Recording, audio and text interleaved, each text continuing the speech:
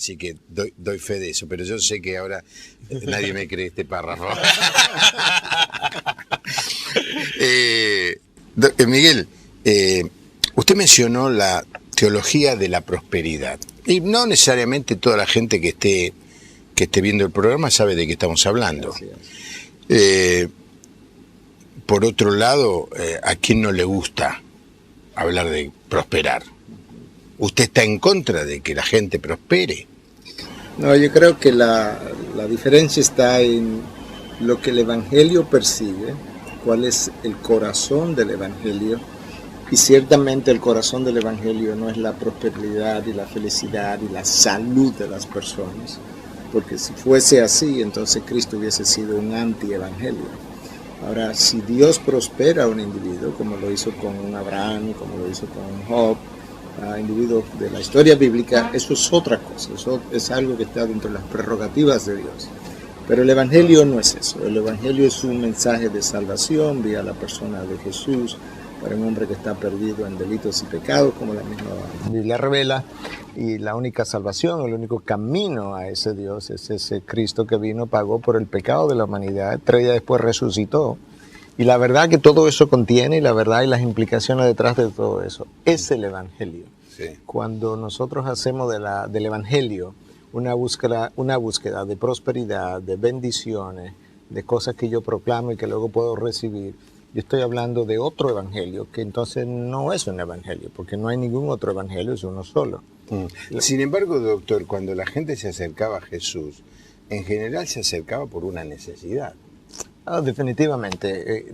La palabra de Dios dice en Romanos 3, 10, 11, que nadie busca de Dios. La realidad es esa, porque Dios lo revela. En los años 1200, el teólogo conocido dentro del mundo católico como Tomás de Aquino, decía, la gente no busca de Dios, la gente busca de los beneficios de ese Dios. Esa es una gran realidad. Ahora Dios... ¿Y está mal eso?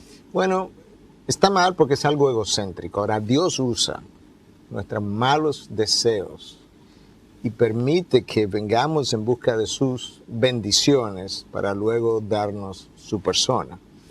Pero cuando yo realmente conozco lo que el Evangelio es, yo no quiero tanto sus bendiciones, yo quiero al que bendice.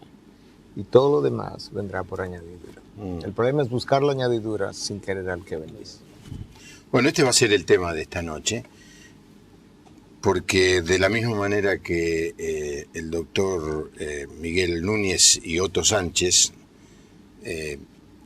tienen una fuerte posición frente a este ataque, esta invasión de esta teología que nos anuncia, nos promete salud, felicidad, bienestar, Rolex, auto Mercedes-Benz, casas en el paraíso de las playas.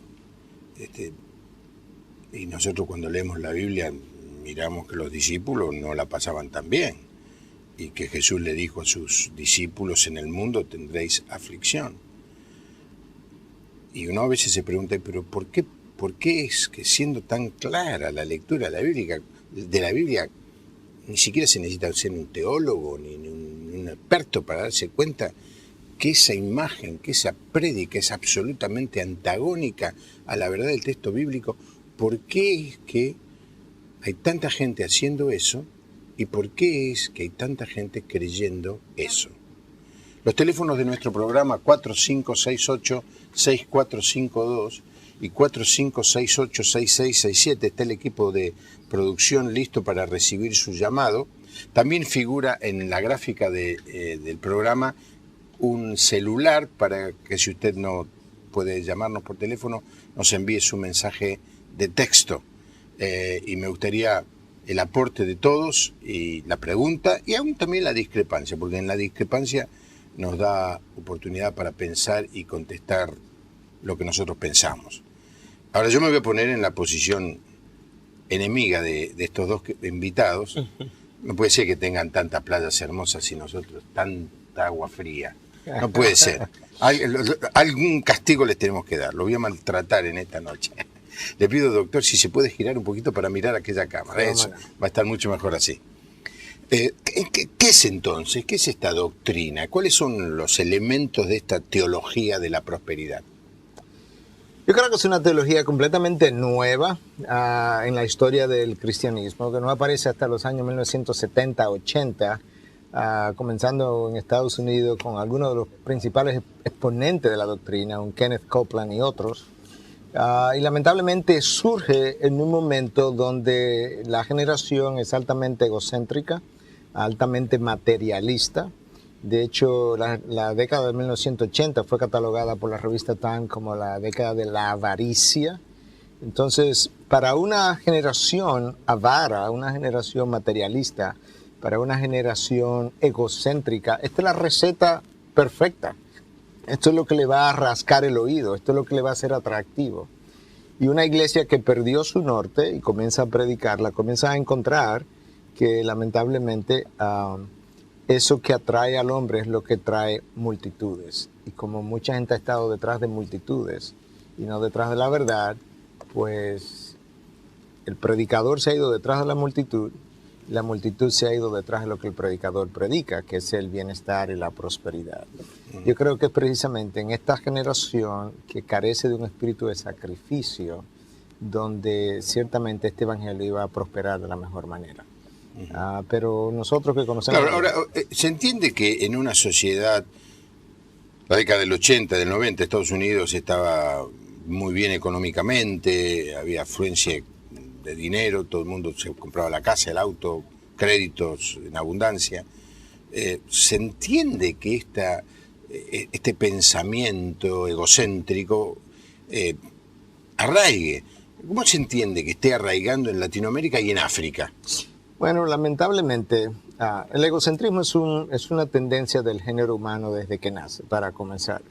Y el hecho de ser materialista es parte de la humanidad, porque la humanidad vive para el aquí y el ahora. Y obviamente si mi perspectiva, mi cosmovisión del mundo es el aquí y el ahora, lo único que tiene sentido es lo material, sí, lo que me trae prosperidad y bienestar en este mundo. Bajo esa perspectiva, obviamente, aún el pobre quiere ser rico, aún el pobre quisiera vivir bien.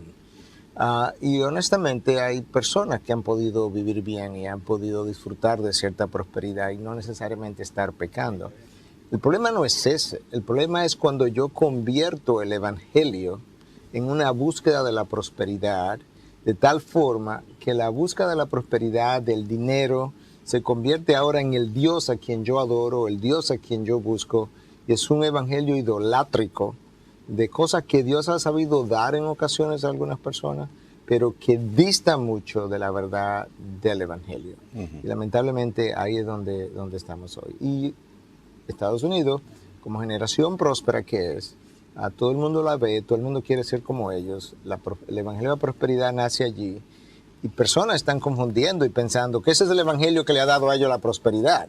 En realidad no, el evangelio que ellos le dio la prosperidad es el evangelio que trajeron los puritanos cientos de años atrás, es el verdadero evangelio que sentó las bases de la prosperidad para la nación, y ahora lo que hay es una distorsión de lo que ha ocurrido, y aquellos que no conocen la historia piensan que la prosperidad que ellos han visto en Estados Unidos por muchos años es el resultado del evangelio de la prosperidad. No, el evangelio de prosperidad está prosperando en una nación ahora mismo donde la economía está en dificultades. De manera que esa no es la base de su desarrollo, de su progreso. Muy distinta a la historia.